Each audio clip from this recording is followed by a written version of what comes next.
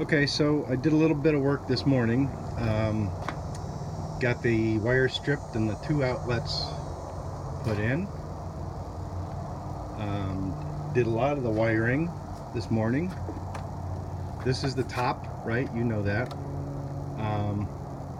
And so I nailed all of the wires to the top. I guess I could have nailed them to the bottom. That might have been a little safer, considering someone might be drilling a hole in there to put something on it. But anyway, so you see I used the 1x10 for the top. I used a 1x6 for the bottom because it doesn't have to be a full bottom. And there's my one can light.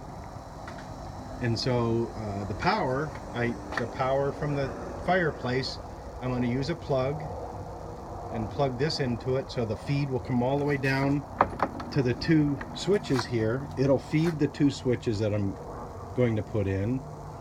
One switch I bought is a dimmer for the lights, and the other switch is going to be just for the outlets, and they'll be mounted right here. So the feed hot line in comes in feeding both of those switches, and then the load is these two wires, one going to the lights, one going to the switches. I had to put supports in here. I put some short supports in to make sure I didn't interfere with the wires, just to make sure that the top didn't sag, right? So I put 3 of those in across. They didn't have to go all the way to the end here because there's going to be a 2x4. Remember, we just discussed the 2x4 will be on the wall, anchored to the wall, that this will get screwed to. So it's shaping up pretty good. Something I wish I would have remembered to do, I wanted an entire piece covering this side right here. Not I didn't want to see a seam here, but behind there I wanted one piece from the top all the way to the bottom being the plate. I forgot about that, so I'm just dealing with it.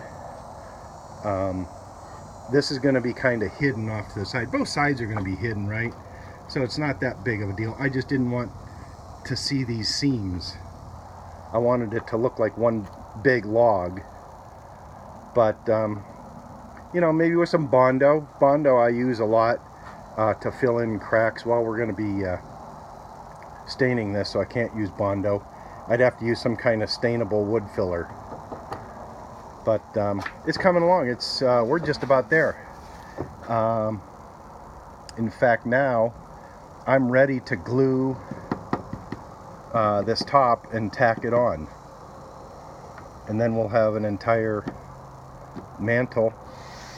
And then we just Kim's been working on staining it, what color we're gonna do for the stain, and we kind of decided on a driftwood color that's going to kind of match the floor, but that's still up in the air. We're still testing those.